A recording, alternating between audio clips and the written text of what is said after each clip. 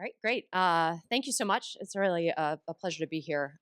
It's fitting that I go first. I'm told that it's because it's alphabetical, but it also so happens that my paper is about kind of the definition of administrative, right? And so you saw the title, you know what the administrative state is, and I guess part of what I'm going to ask you is, but do you? So I'm going to approach this a little differently than I do in the paper, and just kind of try to get to the point, as it were. My paper is, again, about how administrative is defined, right? How the conception of administrative power has changed over time, and how that change unsettles the 20th century's compromise of various constitutional questions that are raised by administrative governance. Now, the focal point, as the title of my paper suggests, right, I'm calling it Administrative Law After Humphrey's Executor. If you saw that title and you were like, but Humphrey's Executor hasn't been overruled yet, that's true. Although, as I point out in the paper, I think we are already operating in a world that is after Humphrey's Executor, in the sense that we are already operating on a conception of administrative power that's very different from the conception that's evident in that case. And so I'm kind of using as a focal point, to some extent, these Supreme Court cases, the 1935 decision in Humphrey's Executor on the one hand, and also the cases that are currently on the court's docket, in which the court will consider expressly whether to overrule Humphrey's Executor. But in a really significant sense, I'm not actually interested in either the Supreme Court cases themselves or the narrow question of presidential removal of officers, which is the question that they present. Instead, what I'm interested in is how the court conceived of administrative power in 1935 and how it conceives of administrative power now. And actually, I don't really think the court is coming up with that conception. I think it's reflecting a conception that in 1935 had already been created through the progressive era, through statutes, judicial decisions, a lot of them actually at the state level in the first instance, and through a variety of other processes. Humphrey's Executor didn't come up with the way it defined administrative power, but it reflected a conception that by 1935 was, I think, the dominant conception of what administrative power was, and was really sort of supplied the foundation for the administrative state of the New Deal era, and ultimately for the Administrative Procedure Act, which has been my focus point. And then the decisions that are on the court's docket today, and you've already heard this in some of the discussions already, reflect a really different conception of administrative power. Now, the question of presidential removal, that narrow question, is very much driven by the underlying sort of working conception of what administrative power is and what kind of constitutional power it entails. And at the same time, although it has big implications for the removal question, it also has implications for a wide variety of legal doctrines that are not yet on the court's docket, but that I think as the conception of administrative power changes, the legal doctrines that have been founded upon it are going to have to be reconsidered. So I'm going to try, I'm going to kind of set up what the basic problem is, and then I'll describe to you what I think the 1935 conception of administrative power, how it solved those problems, how that's changed, and why it might matter. Okay, so the basic problem of administrative governance, and here's one thing that I think everybody can agree on, right, is that when you say something is administrative, what you mean is that it involves a combination of functions, right? An administrative agency is an agency that has legislative, executive, and judicial functions, right? Oh, look, I saw nodding. You know, on a panel about administrative law. See, there are some things that we can all agree on, right?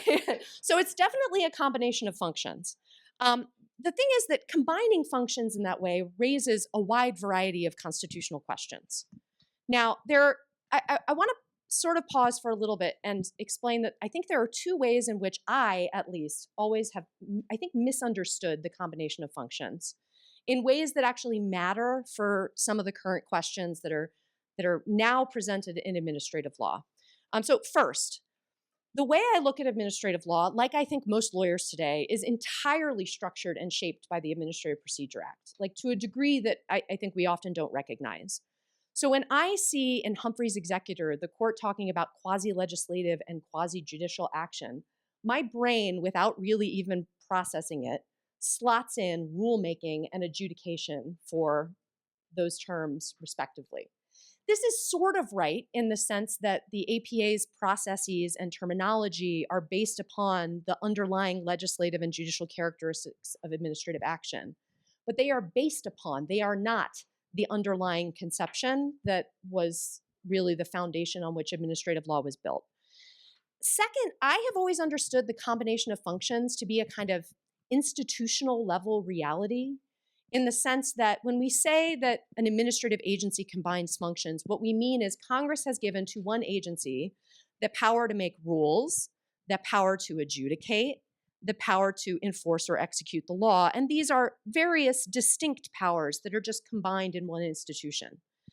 That is also kind of right and really wrong in a pretty fundamental way, in the sense that the earlier conception of administrative action recognized that all administrative action is a combination of functions. And so I'll give you an example to make this a little more concrete. And I'll go to my home base, which is always the Federal Communications Commission. I was a telecom attorney. I love the FCC. So the FCC is given power by Congress to license broadcasters, right? And it is directed by the statutory scheme to grant licenses when doing so is in the public interest, convenience, and necessity. Right, so take an example where the FCC gets an application from a broadcaster for a license. That broadcaster already has 5 licenses. The FCC decides to deny this 6th application for a license because it decides it's not in the public interest to have that degree of concentration in the broadcast market. Okay, this is an adjudication, which makes it judicial. More to the point, it's judicial because it involves the application of law to fact and a determination of the private rights of the applicant for the license. It's legislative in the sense that in the course of making the decision, the FCC is filling in the details of Congress's statutory structure, and it is making policy. It is determining what it means to say that a license is in the public interest. And of course, it's executive too, in the sense that it's an execution of the law, right? But that one decision, for a variety of reasons, is all 3 things at the same time. We break them apart in our minds because administrative law has always broken them apart, but it breaks them apart for a variety of legal purposes, right? To determine procedural requirements, to resolve separation of powers concerns, for practical reasons about good governance, et cetera. But in reality, every administrative decision, whether it's a rule or an order, is itself a combination of functions. Now, the way that this obviously presents problems because we have places where we expect that if something is executive, it's controlled by the president. If something is legislative, it's controlled by Congress. If something is judicial, it's controlled by the courts. So once you combine functions, you're going to have a variety of places where individual doctrines press you to pick one over the other as the predominant thing that's going to determine how an agency can act, right? So in the 1935 decision of Humphrey's Executor, what the court in effect says is, yes, this is a combination of functions, but the overriding functions are the legislative and the judicial functions. And those require insulation from pure political control in order for them to be discharged in ways that are consistent with our desire for Congress to be the one who drives policy, for the courts to be the ones who fairly, determine private rights. And so we're going to recognize that there's a limitation, effectively, on the president's right to fire these people so that the judicial and legislative functions of the agency can be discharged consistent with other constitutional demands. Now, that conception, again, they're just reflecting a conception that's evident in a lot of other bodies of law and that come up in a variety of due process and separation of powers concerns that are really written into the statutes and the structures of the agency. Now, the problem with this, and if you've ever taught or read Humphrey's Executor, you get to that part where they're like, it's quasi-legislative and quasi-judicial and executive, but not only in a functional sense, not in an executive power sense. And it's like, what are you talking about? It's just a very confusing case, and one that a lot of people, I think, have found very difficult to kind of wrap their heads around.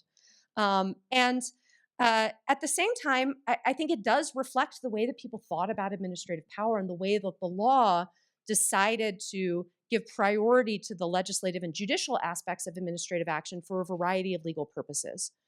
But at the end of the day, we all know it's about law execution.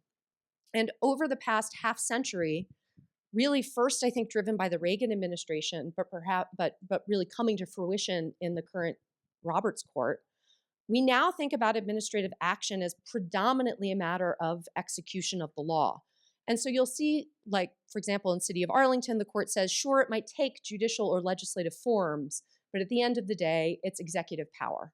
Now, the problem with that is, in effect, what the law is doing, and this is coming home to roost in removal first, is it's saying, yes, it's a combination of functions, but the thing that is going to be the overriding sort of aspect for questions of removal is the executive component. Now, of course, what that does is it pushes aside the legislative and the judicial components, but there are reasons why we prioritize those for a variety of legal doctrines. And so I'll give you a couple of concrete examples. So first of all, think about policymaking. Policymaking is a development of what I think in an earlier era would have been understood as filling in the details of Congress's policy by exercising discretion afforded by the statute to delegate, to exercise basically delegated legislative function. Now, one of the reasons why we recognized that some insulation was required for that purpose is because a principle of separation of powers is that the executive should not be able to control legislative functions, right? So from the perspective of an agency, when you say rulemaking or policymaking in the context of adjudication is predominantly legislative, what that means is your principal is Congress. When you make this decision, you should use the expertise Congress has told you to use, which will be non-legal expertise, questions of perhaps economics or science or what have you, in order to fill in the details of a broadly worded statutory scheme in a way that carries out Congress's goals in the statute. Your principal is Congress, that's who you look to. Once you say, no, policymaking is executive, we have a different principle. Now, it's not Congress the agency should look to, it's the president that the agency should look to. And it's an acceptance that the basis of the decision is not necessarily going to be science or economics or what have you, it's going to be political decisions, right? And it's a fundamental alteration in sort of how an agency is going to discharge its policymaking functions. I'll say one more thing and then I'll stop. On the judicial side, we allowed insulation of agencies to ensure due process, to ensure impartial adjudication, to allow agencies to operate essentially as adjuncts to the Article III courts. And there are a lot of things that are imperiled by recognizing that this insulation, because of the executive character of agency action, can no longer be supplied. Now, one thing is we might have to move adjudication out of agencies into Article III courts. Another possible implication of this is that deferential style review on an appellate model no longer makes sense if the agency can't operate as a true adjunct to the federal courts. And so that's a way in which there are a lot of parts of the settlement of 20th century administrative law beyond the questions of removal that as we move more fully into accepting that administrative action is executive action might have to be rethought. All right, so thank you for having Dan and me at the conference. This is early work, so we're really looking forward to your reactions. And if we don't have time in the panel, please come find us afterwards.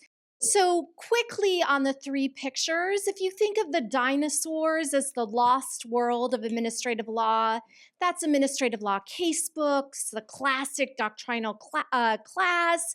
Now, by the time of the Obama administration, we've moved to our center picture. Now, this kind of dates me, but this is the first cast of Real World in New York City, where we have firmly shifted to more awareness of politics and presidential administration in federal agency action. And now, as a casebook editor and a faithful New York Times reader, I feel like we're in the disappearing world of administrative law as we look at sort of what's happening around us. So when you look around us, there's a lot of motivation to think about, wow, what we have in our standard administrative law casebook and what we might have learned in our administrative law class looks very different from what's happening currently and in previous administrations as well. So let me just say a minute about more specifics about the lost world. So, the idea of the lost world is that Congress, by statute, delegates to one agency led by someone picked by the president and confirmed by the Senate to engage in an action specified under the criteria of the statute that then can get reviewed by the courts on the non political reasons given by the agency. That's sort of what we're taught if you look at the APA, if you look at admin law casebooks. And by the time of the Obama administration, when Dan and I wrote an earlier piece called The Lost World of Administrative Law, what we see by the Obama administration is it's not just statutes delegating to agencies to undertake particular action. There are presidential directives. You're not just delegating to one agency, you're delegating to multiple agencies. Turns out, this is my, of course, many of you know, my obsession, those agencies typically actually are not led by Senate confirmed officials, but instead by actings and through delegations of authority. Uh, the agencies skip the APA procedures a fair amount, and it's kind of getting harder to get into the courts, but in the courts, this legal fiction of Sierra Club versus Castle still holds that the courts are reviewing this agency action, ignoring the presidential directives and ignoring the political reasons for acting. And then if you look to what we have today on the disappearing world, some of it is just the real world on steroids, and some of it is quite different. So we have a ton more presidential directives that now target independent regulatory commissions and boards. It's a little difficult if the administration doesn't spend the money that's appropriated because it actually turns out congressional committees make deals and delegate to multiple agencies, but those deals are going to be harder to make if the executive doesn't actually carry out the deals. We still have OIRA as the centralizing force of the real world of multiple agencies acting. And of course, OIRA is even stronger now because it's reviewing the independent regulatory commissions. I think there's not just more centralization at the top. I have some other work with Dan Ho where we look at details. And it used to be until this administration, presidents built capacity by detailing up. You took career people you thought were aligned with your values and you brought them into the White House. But DOGE kind of did the opposite. It kind of took people at the top and detailed them down into agencies. And we have workarounds on steroids helped by the court and Little Sisters. The court does take some power from agencies with major questions in Loper Bright. And then the stuff that's different is the stuff that until last year I never even uttered in administrative law. Things like the Tucker Act, the Civil Service Reform Act, that money, deals, and people become core to agency action. So I'm often asked what scares me most about this moment in administrative law, besides the fact that there's so much work every summer updating the administrative law casebook. It wasn't the overturning of Chevron. It's not going to be the overturning of Humphrey's Executor. I was nervous for a while that Justice Gorsuch's dissent in Gundy on non-delegation might get a majority, but there are only 3 votes for that. What scares me most comes down to showerheads. So why am I scared most about showerheads? Well, President Trump cares about the water pressure, and he ordered the Department of Energy to repeal a regulation from the Obama administration with regard to shower pressure. And there's a line in the executive order. It says, quote, "Notice and comment is unnecessary because I am ordering the repeal." The idea is that if the president says so to the agency, and the agency says, the president told me to do it, the president is not subject to the Administrative Procedure Act under Franklin versus Massachusetts. And if this is used more widely, it would take a credible swath of agency action outside of the APA. We got a little bit of a sense of this in the passport designation case on whatever you want to call it, the shadow dash emergency docket, where there were, of course, these equal protection claims, but there were APA claims as well. It was actually State Department action. And the court has one line in the decision to grant the administration a stay of the lower court decision. And it basically says, well, it was presidentially directed action. I'm just hoping they didn't think it through, because that would be the scariest. So let me just say a few more things about this disappearing world. So, other than FDR, President Trump has issued more directives in his first year than any other president. Um, and Congress, under various emergency statutes, once an emergency is declared, gives vast power to the executive. But I just want to say a word about the three things that I, until this year, had not taught in administrative law. One is about money. The second, after money, is about deal making. And the third is about people. Because I think these have become core to how federal agencies act or don't act. So if you think about money, the Tucker Act can take a bunch of cases, if they're seen to be kind of contractual in essence, out of the Article 3 courts and into the Court of Federal Claims in the first instance. And this is a huge deal when agencies do a lot of things by money, either granting or taking away that money. When I teach constitutional law, I've always found it strange that we have to spend so much time teaching the history of the Commerce Clause, with all due respect for those of you who care about the history of the Commerce Clause. But it turns out that actually how Congress has federal agencies act nowadays is not through the Commerce Clause. Like, it's through the Spending Clause. It's through money. And so how we think about money in administrative law is going to be critical. The second is that when I teach civil procedure, we talk about settlements. But when we teach about administrative law, we don't talk about deals. And of course, deals didn't start with the second term of President Trump, but it's much more extensive. If you think about law firms, you think about universities, you think about other private entities. That through deal making, agencies engage in policy priorities and how should we think about how that should be managed. And just as I taught about the Tucker Act for the first time in the basic administrative law class, I also talked about the Civil Service Reform Act, which also takes jurisdiction for certain cases involving personnel out of the Article 3 courts in the first instance, puts them into the Merit System Protection Board with this kind of pathway up through the federal circuit.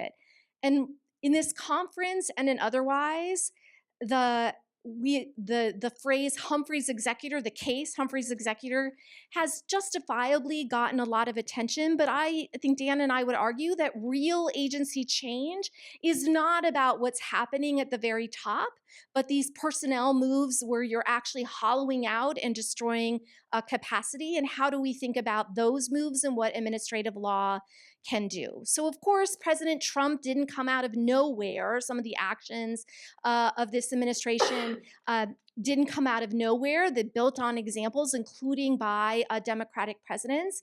But Dan and I think it's like much more accelerated, much more extensive. I think we generally think of these on net as having more deleterious consequences than positive ones, but look to the abundance movement and others. Maybe there are some very good things that could come from procedural shortcuts. I argued in the Biden administration that federal agencies should take more advantage of little sisters, that more could be done by engaging in procedural shortcuts, assuming that there was robust state farm review at the back end. But the Biden administration actually issued fewer interim rules after Little Sisters than Democratic administrations had done before. But in terms of trying to think about some potential guardrails, I guess I'll say three final things. First is I think Dan and I support sunsets, both on how long an emergency can last under a directive, which then, because of the Congress's delegations, would make that more limited. We also support sunsets, say, on rules that don't go through traditional notice and comment process. much like California has limits to how long good cause rules can exist. Second, I do think with money and personnel being so key to how agencies operate, and I think that's going to be true in the next Democratic administration as well, that we should give more thought to shifting jurisdiction. Like, could we amend the Tucker Act? Could we amend the Civil Service Reform Act to think about giving other judicial avenues for relief? And then the final thing, because of an earlier conversation that I had, is I think we have to think hard about what are the values that we want to have in a hyper-partisan world that just don't have us return, I think, unrealistically, because I don't think we're going back, to the dinosaurs and the lost world. Thank you. Great. So this paper kind of stems from my longstanding interest in lawless systems and how they work. And I think I guess in some ways it's in conversation with the broader questions in administrative law. I guess I'll lay out the structure of the argument, and then I'll try to speculate a little bit about how it I guess relates to the larger topic. So there's two types of deportation, two main ones. There's the main system, which happens through sort of immigration judges. And in the immigration judge system, there's a courtroom. You can have a lawyer if you want. You have to pay for the lawyer, but you do get a lawyer. There's a judge who issues an opinion. There's a series of, notice requirements. You are given the notice to appear. You can present evidence. There's a hearing. And if you go through all of that, you can also appeal to the BIA and then ultimately to a federal court. Then there's the other system, the expedited removal system, which involves absolutely none of that. The expedited removal system was created in 1996 through the Illegal Immigrant Responsibility and Immigration Reform Act. And it is basically a sort of, depending on which officer you get, either a 10-minute or up to maybe an hour interaction with either a Border Patrol officer or an ICE agent, in which they interview you, write down your answers, hand you the piece of paper so that you can review your answers, get a supervisor to sign off on it, and now you are deported. There is no appeal. There is no, the statute specifically precludes other forms of administrative review. You can't go to the BIA. You can't go to the federal courts, except in very, very limited circumstances. And this, since 2004 or so, has been the way the majority of deportations happen. And deportations in either system have many of the same legal consequences. They can be reinstated. If you return with a deportation order, you're subject to a felony prosecution for illegal reentry. And there are bans on trying to apply for a visa to reenter for 5 years and then 20 years for your second expedited removal.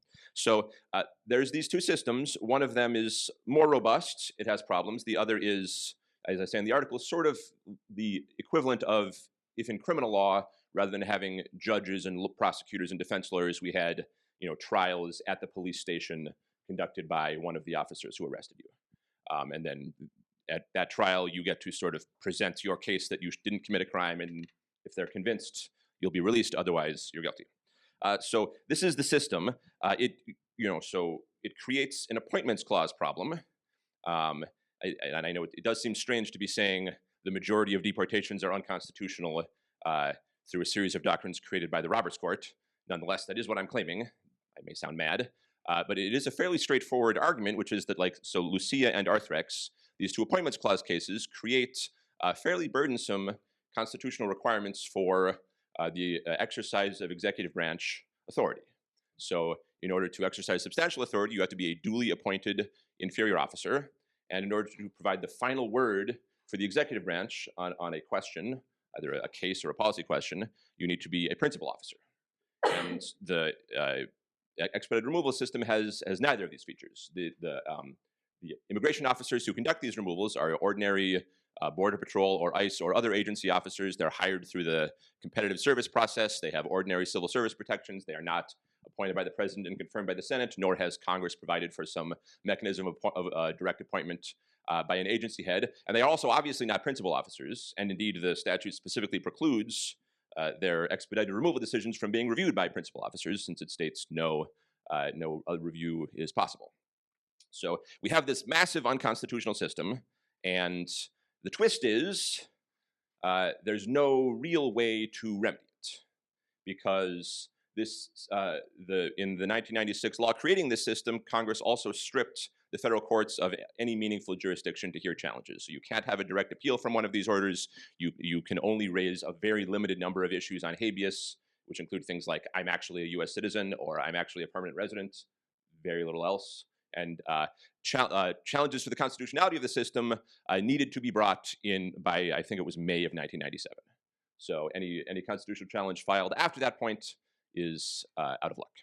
So essentially we have this sort of massive lawless administrative law backwater, and which processes during the Biden administration about 300,000 people a year. Now Trump, as I lay out in the article, has dramatically expanded it. So now it's, I mean, going forward, if this project succeeds, it will be our default immigration system. And so then I guess it's in conversation with the kind of larger question of this shift from the old model of administrative law to the new model, the kind of old due process, quasi-judicial, quasi-legislative model to the new kind of hierarchical, president is in charge of everything model, in the sense that like immigrants in this system got no protection under the old model.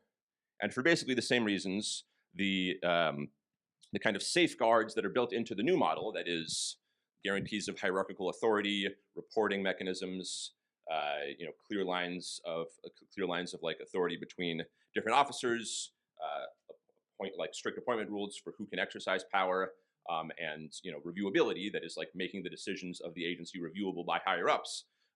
None of that is enforceable in this system, and none of it is going to be implemented because this system is premised on very fast-paced, completely,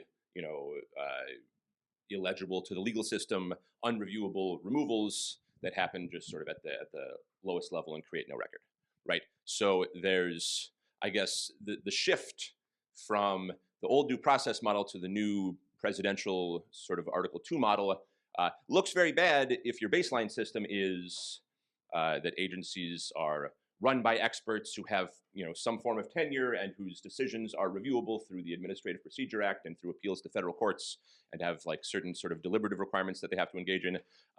But if your baseline is simply, that these decisions are made at a very fast pace by low-level officers with no legal training and there's no ability to raise legal claims in the first place, then I guess in some ways the shift to the new system might add more protections, but the sort of lawlessness that's been built into the structure of the system prevents that from happening too. So, bad in one world, bad in the other. Thank you. How do you go after that, Eric? Although I'm actually going to spend most of my time talking about Eric's paper, no, I'm actually not joking.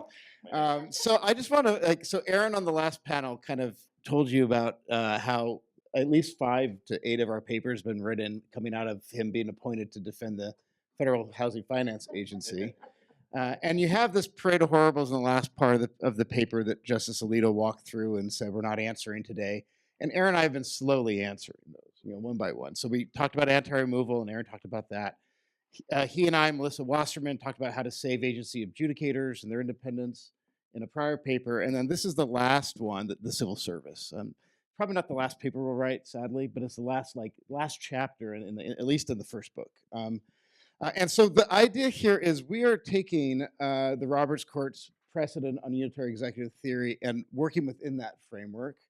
And we're showing that despite what a lot of scholars are worried about, that the formal logic of the unitary executive theory will lead to that no one within the executive branch, anyone that exercises even a sliver of executive power, which I think is almost everyone, has to be removable at will by the president. And we look at this, we look at this and say, what, that's not the case. The vast majority of the civil service fits comfortably within a unitary executive theory as the Roberts Court currently views the unitary executive theory.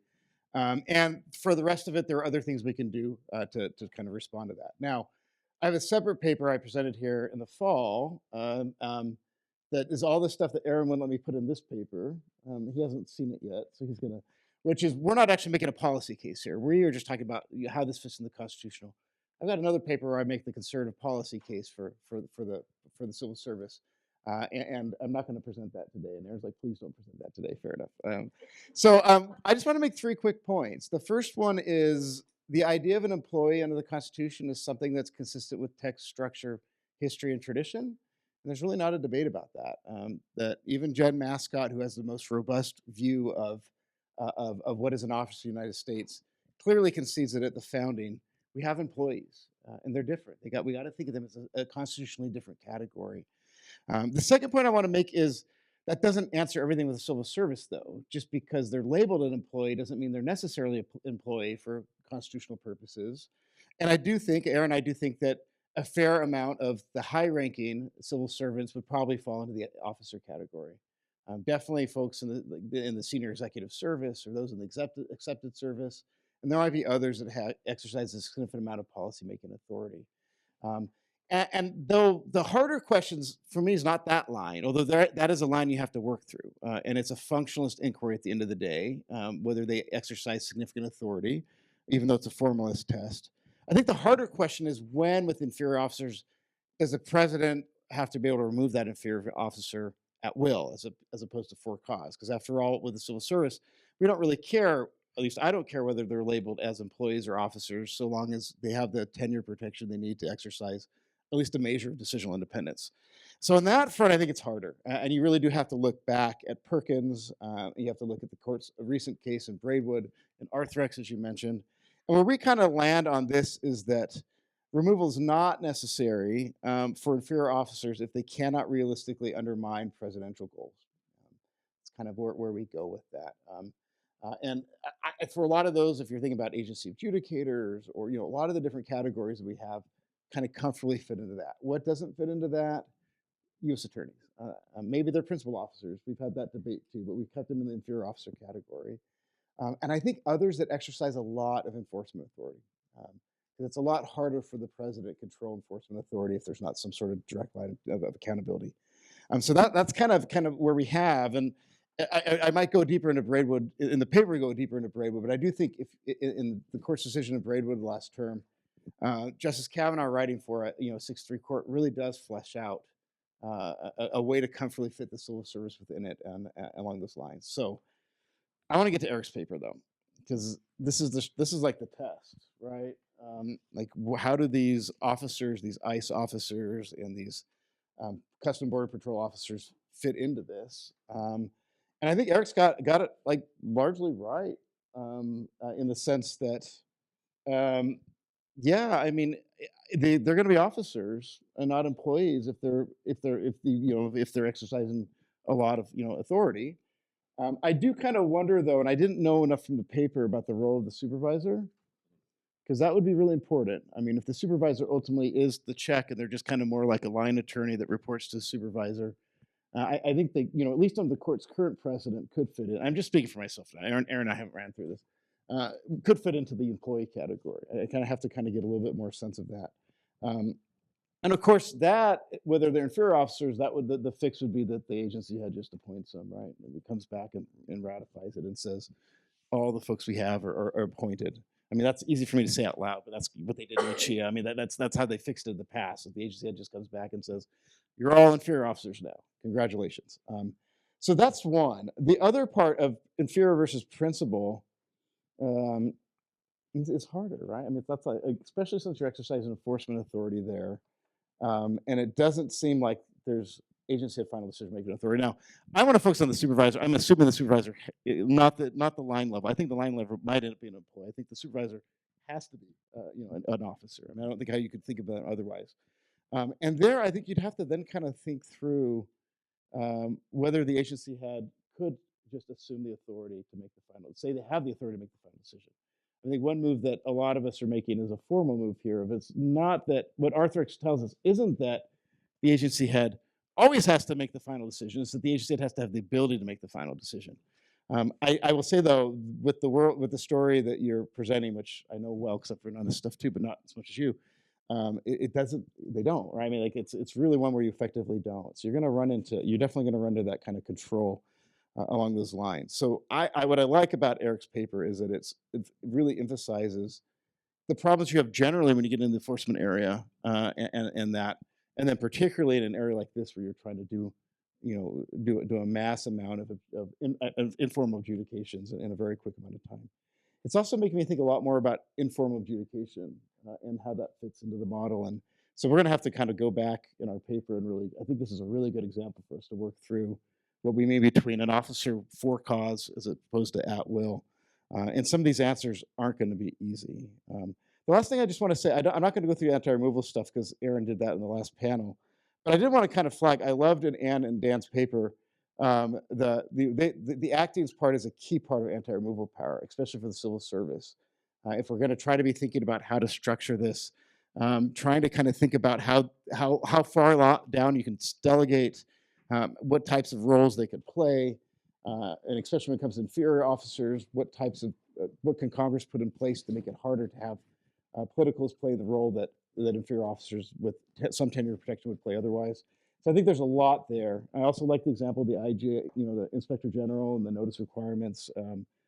I had added public hearings as well. So I guess that's the last part of our paper is most of the civil service employees, those that aren't inferior officers, most of those are still going to have for-cause removal protections, and that's permissible in the Constitution. Some won't. And those that don't, we really need to lean into Congress's anti-removal powers to raise the stakes on the agency head from firing that will. So that's kind of our take. Oh, one last thing. The other thing I loved in your paper, I loved a lot. The first paper in this book, chapter is like one of my favorite papers ever. The Lost World, and this one's going to be right up there too. We also have to talk a lot more about hiring. I think you're entirely right about that. When it comes to decisional independence, or what we might better say, neutral competence. How we think about hiring matters a ton, and that's a place where we can really fortify the civil service more by thinking about how we can hire based on merit, even if it's through a political appointee system. So I'll stop there. We've already had some crosstalk in the panel, thanks to Chris, but do other panelists want to ask questions or make assertions to people on the panel? That's great. Yeah, go. So on Dan and Ann's paper, I'm going to sound like an optimist for a second. I think one of the reasons why so much of the current action has been shoved into, personnel and money and grants actually is in part because the administrative law structure that makes it hard to, by fiat, do what you want to do through other more sort of core authorities is in better shape than maybe I suggested. I think the Trump administration is squelching out into areas where there is less sort of ordinary administrative law that is kind of preventing them, and there are maybe fewer boundaries, and more ability to kind of manipulate things. And you could interpret that as, again, a sign that other administrative law structures are stronger than maybe I was suggesting. And the shower heads thing, I totally freaked out about that too. And I signed it to my I was like, what is happening? Why are we making shower heads great again? I will say though, well, I like a good shower, but my understanding is that the rule that was repealed was an interpretive rule. And so even though there were this like bombastic statement about like the APA doesn't apply because I told you to, like I don't think I've seen other examples of that. And my understanding is that the actual reason why good cause or why they don't have to go through notice and comment is because it's actually an interpretive rule. And so he's like being bombastic in a way that's actually sort of a non sequitur in context. And so I'm like a little less worried about it. But the briefing on the stay, right, the ACLU is representing the American Public Health Association, and they raised Nebraska versus Sioux. They raised the Ninth Circuit, like this is going to erase the APA because you're not going to be able to do state farm analysis. And the government was like, it was like Franklin versus Massachusetts, Yeah. none of the APA, both front end and back end, would not apply. Well, you should add that in because I think the shower. And then I did want to say one thing on your paper, Eric. That it's so great. Like in all of my work on adjudication, the poster child for why you don't want politically controlled adjudication has always been immigration, and this is like that times 1,000. And I will say, like, it's a great example of exactly why we have the APA and why we had the Lost World, because this is what government was doing in a lot of areas. And maybe we need the horror stories to remind ourselves why we had these structures and maybe should, bring them back. So I think you're right that the administration, I think, has actually been quite clever about identifying areas where there are fewer legal safeguards or they're more difficult to enforce, and and putting their energy there. And that is, I guess, to some extent, a backhanded compliment to the other parts of the system. But I think it kind of depends on how we think the other part of this, why they made that choice. So I think at least in part they made that choice not because the other system is really working to get good decisions, but just because it's a transaction cost and source of delay. And it was important for them to make a huge splash right off, sort of shock and awe, which would have been a lot harder going through the rest of the system. So I think it does suggest that at least the rest of the system is a bit of a barrier, but I don't know that it's really telling us how well it works in terms of the actual outcomes. Although I would like to believe, and I think to some extent it's got to be true, that at least at some margin it does actually improve decisions, et cetera. The question is how big that margin is. Oh yeah, yeah. I guess I had. I guess it's not really so much pushback as just sort of question for Chris. So okay, so you could imagine a pretty easy Lucia workaround, which would be just like Congress creates a law saying the Attorney General can appoint anyone as an ICE officer or CBP officer, and then who currently is one, and then the Attorney General says, yes, so done. I'll write all their names down and stamp it. Jennifer Mascott's position is that you can do that. The Braidwood decision, though, had a footnote that suggested it couldn't be delegated. That actually the principal officer has to do the selecting at some level. They could be given a list to pick from. Selecting, yes. Yeah. So I think, and so it's like if a sort of functionalist who wasn't committed to this vision of the unitary executive or the median vote on the Supreme Court, you can imagine something like the Mascot position succeeding. It seems like the more formalist pro-unitary executive majority on the Supreme Court, though, would be unwilling to do that, I would think. I think they probably do want there to be more of a requirement of principal officer being involved in the selection and not delegating it, which would make it a lot harder to, just quickly appoint, 10,000 people as ICE agents or what have you. And then on the Arthrex, so again, a workaround for Arthrex might just be, any agency decision can be reviewable by the Attorney General if they choose, and then they just never choose, and Arthrex solved. It seems to me that would kind of, they probably wouldn't embrace that solution either. And so there's a question of how do you make an agency decision like a deportation legally legible and reviewable by the principal officer? In the immigration system, they have the BIA, which prints the transcripts, issues decisions, and can be, and some are published, some are unpublished. All of them are reviewable by the Attorney General. The Attorney General can reverse or what have you. This is perfectly comports with Arthrex. Although side note, last month they changed BIA jurisdiction so that it's now not going to be exercised in the great majority of cases. So maybe that creates an Arthrex problem too. So there's for each, I guess there's a world in which you have a functional workaround that's easy, but that seems to go against the thrust of the Supreme Court's sort of, embrace of the unitary executive, which would be that they want to make it hard. Yeah, no, I think that's good. On the first one, I don't know. I think of foremost, all the Social Security administrative law judges were banned by the agency head, and I don't think anyone's going to, I agree you can't delegate that decision down, but agency heads make decisions about lots of, so I'm not worried about that. The one part I did leave out though is on the inferior officer point. The move that could be made though is that they have to move at will, right? If you're thinking about how to kind of have enough control, is formally be able to make the final decision. Which, by the way, like Jane Scalia, this is what he did at Labor. There was a board that was statutory prohibited from the agency head. The Labor secretary could not make a decision. It was a board Congress created within Labor that had the final decision-making authority. And he just by regulation came in and said, I have the constitutional authority to make the final decision. So I'm not even sure you have to get a statute. What? So, no, but he just came and said that's unconstitutional. I'm not going to apply that. And so that's kind of an interesting wrinkle.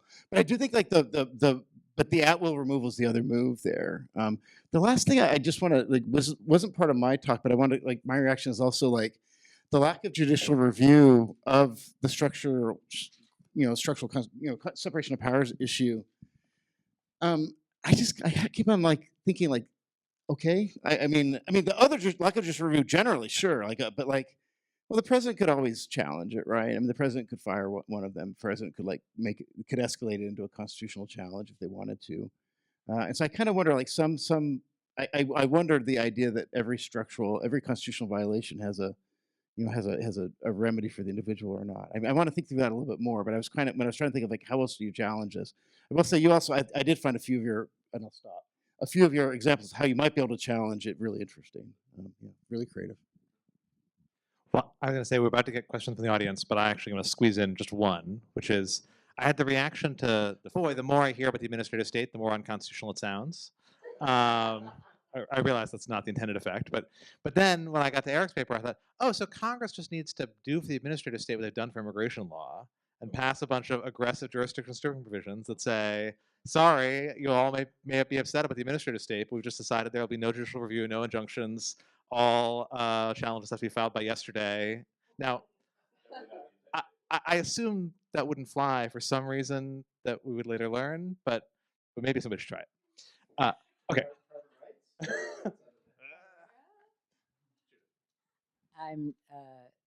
You're a good setup.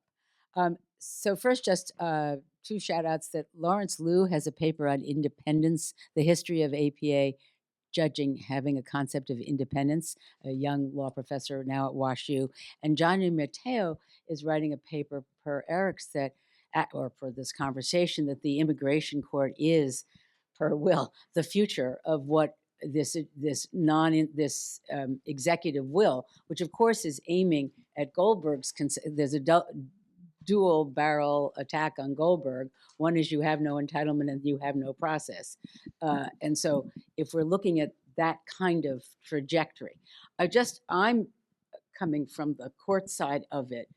And on your structural account, CFTC versus Shore, O'Connor says individuals can make a claim under Article 3 to have Article 3 integrity, even if it's, so you could have the court engaged if the court wanted to be engaged. What I wanted to bring up was the question about, well, a reflection, I guess, intersecting with a question, because I don't think I heard Elgin, the Merit Selection Board decision, and Jarchese. And so one era of constitutional interpretation for which Goldberg is a placeholder is, hey guys, look more like us.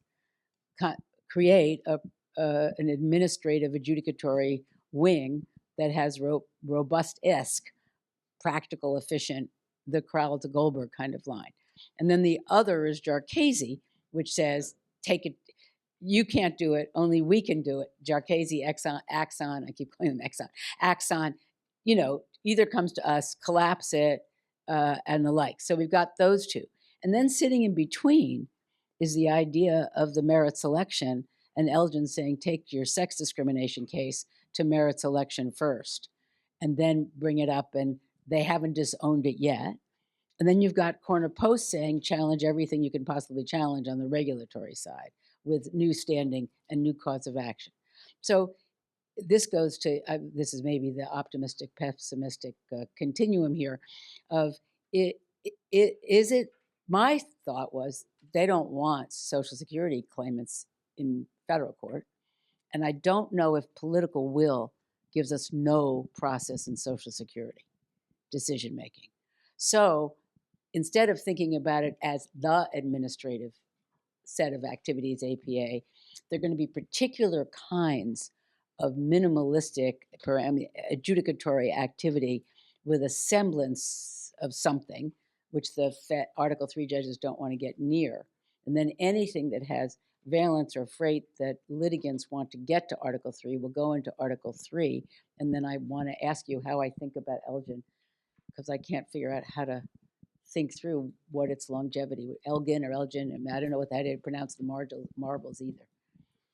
Well, I mean, on the Merit Systems Protection Board, there's a recent Fourth Circuit case that said, actually, you don't have to exhaust your claims there anymore because this is now an at-will agency and can't act impartially, and therefore it can't. Yes, exactly. So now you can just go straight to court, right? Exactly. We're not gonna bother with that. And I mean, it's interesting. It's a Fourth Circuit case, so I don't know. I don't know if there are other, or if it'll have traction. But it is the kind of thing where, and I agree with you that it's of a piece with kind of Jerkesy too, where there are other aspects in which the court is maybe following through on this idea that, well, there are some things that really can't be given to pure executive control, and if this system is gonna break down, then we're gonna have to put more things into Article 3. I think that's probably right. Totally agree with you on Social Security. And they do not want that. So yeah. Lead up, build suspense, better be good. I have a suggestion for Eric and a question for Chris. For Eric, the suggestion is you kind of end the paper by explaining how this area is inconsistent with the Roberts Courts project, formalist project. And I think you could also say that it's inconsistent with like the progressive scholarship on the administrative state, because basically what you're saying, it pushes back, I think, against number one, the idea we should have a strong administrative state, because you're saying that's actually bad. The idea that we should have limited judicial review, which is another part of the sort of left movement now, is judicial review is really bad, it's juristocracy, et cetera. And you're saying we should have more judicial review. And then third, you're saying basically we should adopt these formalist arguments, because I assume that there's a strong functionalist argument for what the administration is doing. If you might disagree with the policy, but there's a good reason why, if you like the policy, that it wouldn't make sense to require all of these people to be officers, given the large number of undocumented people in the country. It would be infeasible to actually to run a system like that. So that's a functionalist argument that you're basically saying is irrelevant because of a formalist rule. So anyway, I think maybe a nice way to end the paper is that it's inconsistent with both. It has some, both sides can learn from this. Chris, so I think you're doing valiant work to try to work within the doctrine and explain why the civil service is, and to Aaron too, is constitutional within it. But I'm skeptical for reasons you probably might suspect from my presentation. But I just don't see how we can say that the civil service removal protections don't interfere with the president's. If we accept the Roberts Court's view that the executive power, M dash all of it, M dash belongs to the president, then this given and we accept the civil service as executing the law, then this clearly interferes with this control of it. And I think you say something like it doesn't realistically undermine presidential goals because like their jobs aren't that important or something. And so first of all, I think that's like you're like balancing there and saying like it's okay to interfere somewhat because it's not that much. And I think I disagree. First of all, they seem to reject balancing, and then second of all, I just think I disagree. Like, it might be true that any individual employee can't really undermine the president's policy priorities, but like the civil service as a class, obviously does. And so I just don't see how we can both take the idea that the president has exclusive power over the law execution, but that Congress can shield civil servants from removal authority. And the last thing I'll say is you rely partly on Myers for this, I think.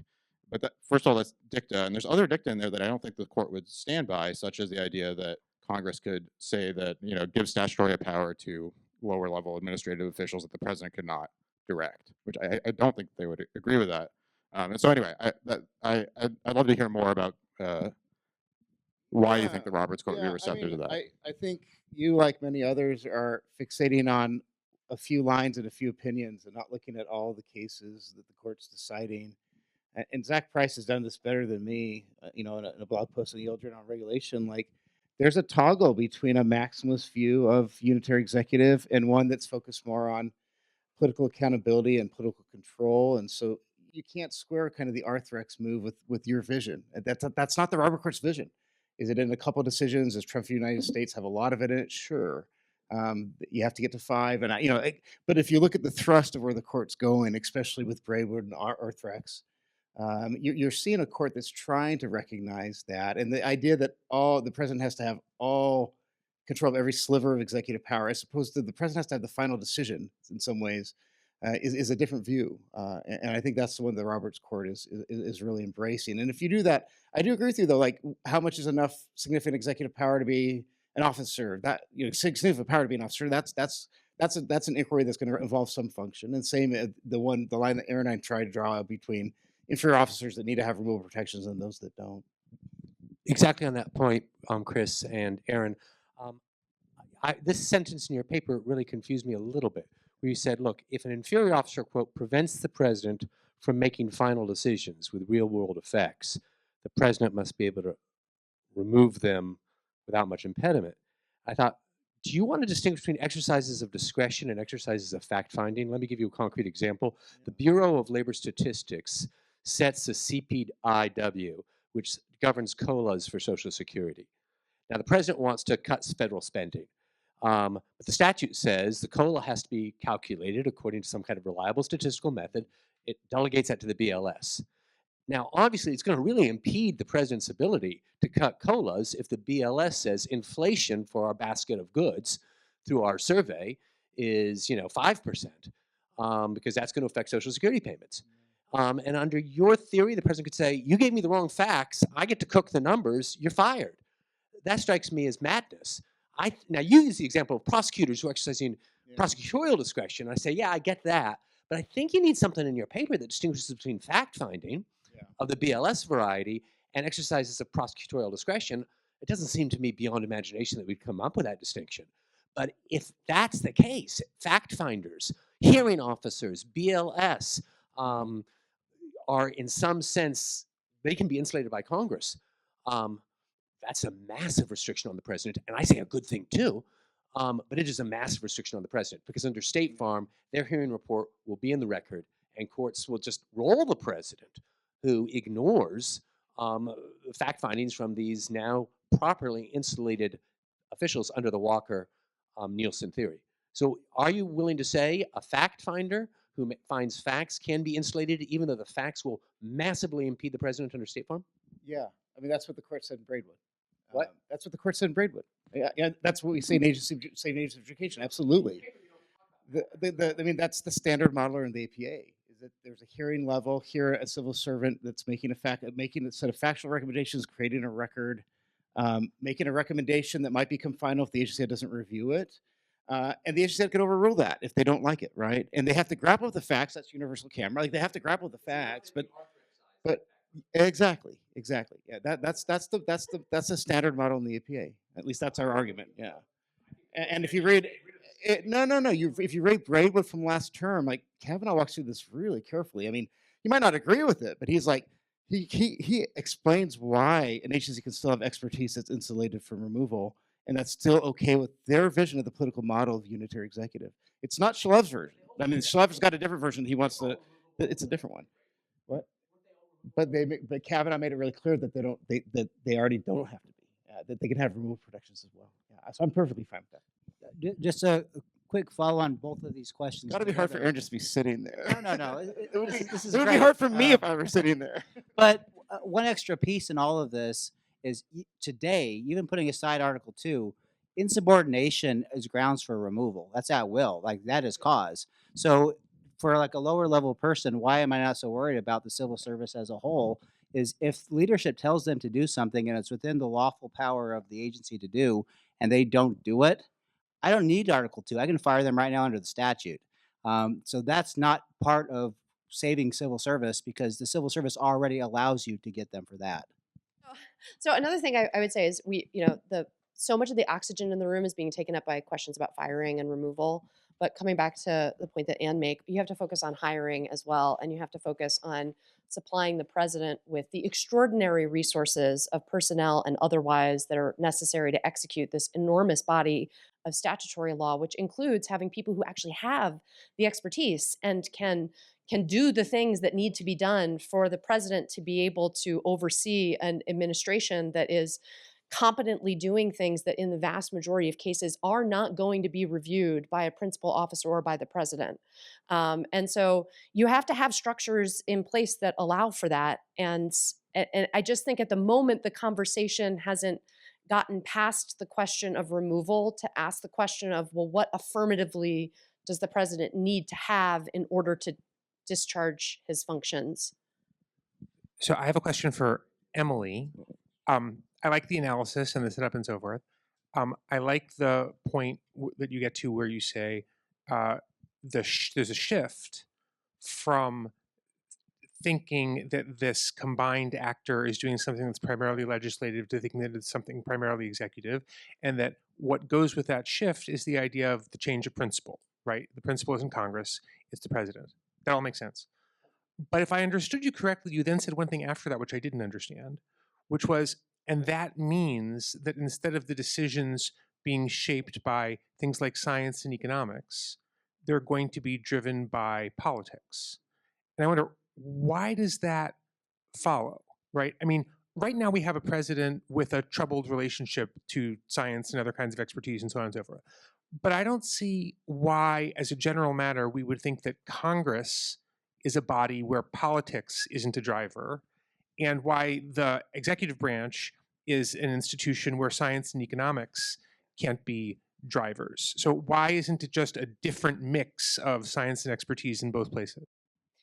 So Congress is political, but that's part of the reason why they delegate some of this authority to bodies outside of the legislature, right? So like early attempts at rate making were like completely disastrous, and they were like, we need people who like, are not as corrupt and political as we are and can act based on knowledge about what will work and economics and et cetera. And so we're going to put it outside the legislature for that purpose, but we're going to structure it in a way that insulates it from political consideration, political pressures that might come from the executive too, so that they will have the freedom to act on the expertise we want them to act on. The thing is, now we're getting rid of that other insulation, right? So the protection from congressional political pressures was by putting it outside the legislature, but with protections from the executive. But now we're getting rid of the executive. And so I think as a practical matter, there's an enormous amount of pressure for them to listen to what the president wants, and the president is often going to be driven based on campaign promises and not based on consideration of expertise. So I think it's just it's a weakening of the freedom, the space to be able to make decisions based on expertise. And part of that, I think, is driven by the fact that the faith in expertise that they had in the New Deal era has been extraordinarily eroded. And I think the question now is whether the pendulum is sort of swinging too far towards the direction of what I see in certainly this administration, also in the Biden administration, frankly, with a lot of pressure on the use of whatever discretion is available to serve political ends that are being primarily determined outside of the statutory scheme and based not on expertise but on political needs. And and that's one of the bizarre things about our system is we have all of these laws that are an accretion of political agreements that could not be made today and are like long past. Yeah, can I add something? First of all, I think the Roberts Court is profoundly ambivalent about who the principal is. We have this language about how it's presidential policy that everyone has to carry out. On the other hand, we have the major questions cases, which say that it's Congress delegating authority and the president has only limited, sort of interstitial. I think they really haven't quite made up their mind. And picking up on the thing about the law of principle, I think one of the problems is that Congress can credibly commit to things, and for example, civil service protections and so forth, because it's hard for them to jump back in. One problem, if you're a president, you might want to have people who feel that they can give you honest opinions without worrying about being fired. But you can't really make a credible commitment that lasts more than the next election cycle. And so in some ways, some of these expansions of presidential power might actually reflect an inability to credibly commit to things that would actually help presidents be more effective by, say, recruiting people, who want to be in a position where they're allowed to use their expertise in the public interest, but you can't promise them that they'll be allowed to do that. One minor point on this last exchange is the way that Congress normally would act as an ongoing principle is through the appropriations process, and there's a lot of evidence of ongoing interaction in that context. And so there is a sense in which Congress, at least until recently, was an active principle. And anyway, just a minor point there. But I wanted one thought for Chris and Aaron, and then something for Dan and Ann. So I love I agree with the thrust of the project.